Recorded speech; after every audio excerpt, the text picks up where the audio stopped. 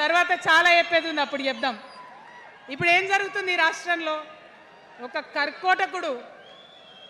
కర్కోటకుడు ఆయన పరిపాలన జరుగుతుంది. బాధ అనిపిస్తుంది ఒక పొలిటికల్ లీడర్ని కర్కోటకుడు అనాలంటే.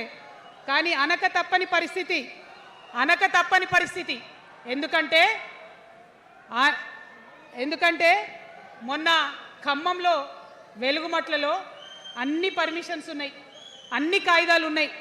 అర్ధరాత్రి పోయి ఇల్లు కూలగొడితే ఒక నిండు గర్భిణి టెన్షన్తోని అబార్షన్ అయిపోతే ఆ తండ్రి ఏడ్చిన ఏడ్పులు, ఆ తండ్రి రోదన ఇంకా కూడా ఈ చెవులకు వినబడుతుంది. కాబట్టి ఇప్పుడున్న సీఎంని కర్కోటకుడనే అంట, హిట్లర్ అనే అంట.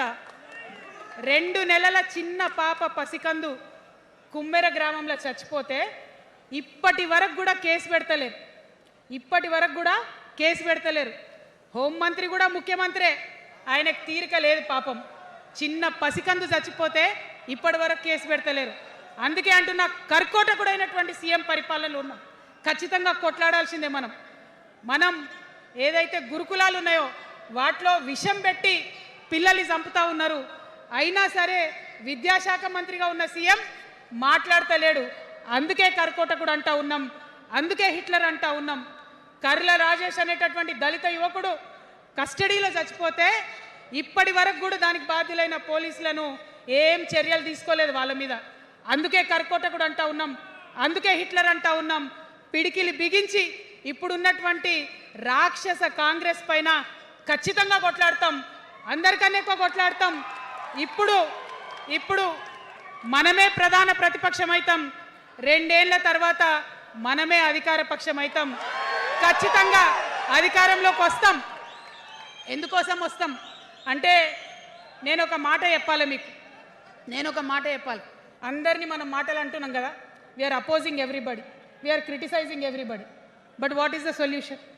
డోంట్ అపోజ్ వితౌట్ ప్రపోజ్ అని కాన్షీరామ్ గారు చెప్పారు, నేను చెప్పలే. డోంట్ అపోజ్ వితౌట్ ప్రపోజ్ అని. సో నేను కొన్ని ప్రపోజల్స్ తెలంగాణ ప్రజల ముందు పెట్టాలనుకుంటున్నా. నేను ఈ 3 పార్టీలు అధర్మంతో నిండిపోయినాయి, అవినీతితో నిండిపోయినాయి, బంధుప్రీతితో నిండిపోయినాయి, కుటుంబ అవినీతి పరిపాలనతో నిండిపోయినాయి. కాబట్టి నేను ఒక ప్రపోజల్ చెప్తున్నా. ఈ 3 పార్టీల మీద ఆనాడు భగవంతుడు శ్రీకృష్ణుడు చెప్పినట్టు పాంచజన్యం, ఆయన శంఖం పేరు, యుద్ధంకి ముందు పాంచజన్యం ఎట్లయితే పూరిస్తారో మనం కూడా పాంచజన్యం పూరిద్దాం. ఒక 5 అంశాలను ప్రధానంగా తీసుకుందాం. ఆ 5 అంశాల కోసం ఇప్పుడు కొట్లాడదాం. రేపు ప్రభుత్వంలోకి వచ్చిన తర్వాత మన ప్రజలకు చేద్దాం. ఏం అంశాలు అవి? మొట్టమొదటిది విద్య. ఇవాళ గవర్నమెంట్ స్కూల్స్ అంటే ఆనాడు కేసీఆర్ గారు స్కూల్ బంద్ చేసుకుంటూ వచ్చారు, అదే రేవంత్ రెడ్డి గారు కొనసాగిస్తున్నారు. ఎక్కడా కూడా ప్రభుత్వ పాఠశాలలలో వసతులు లేవు. వాష్రూమ్ ఉండదు, వాచ్మెన్ ఉండడు, అటెండర్ ఉండడు. పిల్లలే పోయి బెల్లు కొట్టుకోవాలి, పిల్లలే పోయి బాత్రూమ్లు కడుక్కోవాలి, మంచినీళ్ళు ఉండవు. భయంకరమైన పరిస్థితి ఉంది. నేనేమంటా అంటే గుడిని ఎంత పవిత్రంగా చూస్తామో బడిని కూడా అంతే పవిత్రంగా చూడాలి. గుడిని ఎంత పవిత్రంగా చూస్తామో బడిని అంత పవిత్రంగా చూడాలి. కాబట్టి నేను ఒక మాట అంటున్నా, ప్రతి ఊర్లో ఒక బడి ఉండాలి, ప్రతి తరగతికి ఒక టీచర్ ఉండాలి. ప్రతి ఊర్లో ఒక బడి ఉండాలి, ప్రతి తరగతిలో ఒక టీచర్ ఉండాలి. ఖచ్చితంగా అట్లా జరిగినట్టయితే ప్రభుత్వ పాఠశాలలు మంచిగా అవుతాయి. మరి నా పేద మధ్యతరగతి ఆడబిడ్డలు, మా అక్కలు అమ్మలు అనుకుంటున్నారు, అక్క మరి ఆల్రెడీ మా పిల్లలు ప్రైవేట్ స్కూళ్ళలో చదువుతున్నారు, వాళ్ళ సంగతి ఏందని. నేను మాట ఇస్తా ఉన్నా, ఇవాళ మన ప్రభుత్వం వస్తుంది, ఖచ్చితంగా వస్తుంది. ఎందుకంటే ప్రభుత్వంలో వచ్చేది మీ అమ్మ కాబట్టి అమ్మ జేబు చూడదు, కడుపు చూస్తుంది. అమ్మ జేబు చూడదు, కడుపు చూస్తుంది. కాబట్టి మీ పిల్లలు ప్రైవేట్ పాఠశాలలో చదువుతున్నా, ఎంతవరకు చదువుకున్నా కంప్లీట్గా మీ మీద ఒక్క రూపాయి కూడా భారం పడకుండా చదివించే బాధ్యత మేము తీసుకుంటాం. అది ప్రైవేట్ పాఠశాలలు కానీ, డాక్టర్ కానీ, ఇంజనీర్ కానీ, రాకెట్ సైంటిస్ట్ కానీ మన తెలంగాణ బిడ్డలు చదువుకుంటే ఒక్క రూపాయి కూడా పేద మధ్యతరగతి వాళ్ళ మీద భారం పడకుండా ఉచిత విద్యను అందించే బాధ్యత నేను నా తెలంగాణ బిడ్డల కోసం తీసుకుంటా అని ఈ సందర్భంగా తెలియజేస్తున్నా. ఇవాళ పరిస్థితి ఏంటిది? యూనివర్సిటీలో ఉన్న పిల్లలు అంతకుముందు తెలంగాణ రాకముందు నేను చూసిన రక్తం అమ్ముకునేది డబ్బులు లేకపోతే. ఇవాళ ఏం చేస్తున్నారు? బావర్చి కాడ గిగ్ వర్కర్ లెక్క గోడ మీద కూర్చొని వెయిట్ చేస్తున్నారు. అవునా కాదా? ఎందుకంటే ఆ గిగ్ వర్కర్ చేస్తే అంతో ఇంత పైసలు వస్తాయి, పేరెంట్స్ మీద ఆధారపడకుండా ఉండొచ్చు అని. మరి యూనివర్సిటీలను పట్టించుకున్నామా? బీఆర్ఎస్లో ఉన్నప్పుడు 10 ఏళ్ళు ఒక్క రూపాయి కూడా ఇవ్వలేదు యూనివర్సిటీకి.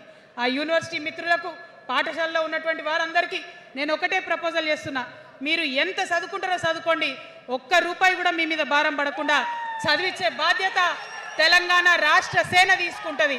ప్రైవేట్ పాఠశాలలు కూడా బాగుంటాయి, ప్రభుత్వ పాఠశాలలు కూడా బాగుంటాయి, కానీ భారం తల్లిదండ్రుల మీద పడదు. అది మీ అమ్మ ప్రభుత్వంలో జరగబోతుందని, మీ తల్లి ప్రభుత్వంలో జరగబోతుందని మీకు మాటిస్తా ఉన్నా. సెకండ్, మనకేమవుతుంది? మన తెలంగాణలో పేద మధ్యతరగతి ప్రజలకు ఏమవుతుంది? ఎవరన్నా ఇంట్లో రోగం వస్తే, ఒక యాక్సిడెంట్ అయితే ఇల్లు గుల్లవుతుంది. అందుకే ఆలోచన చేసి వైద్యం గురించి ఒక నిర్ణయం తీసుకున్నా. మన రెండో అంశం పాంచజన్యంలో వైద్యం కోసం అనేక అగచాట్లు పడుతున్నారు, అనేక ఇబ్బందులు పడుతూ ఉన్నారు. నేను ఒకటే మాట ఇస్తా ఉన్నా, ఏ రోగమన్నా రాని, ఎంత పెద్ద హాస్పిటల్ అన్నా కానీ, మన తెలంగాణలో మన జబ్బు ఎక్కడ తగ్గుతుందో అక్కడ మీ జేబులకెళ్ళి ఒక్క రూపాయి ఖర్చు కాకుండా ఉచిత వైద్యం అందించే బాధ్యత మేము తీసుకుంటా ఉన్నాం.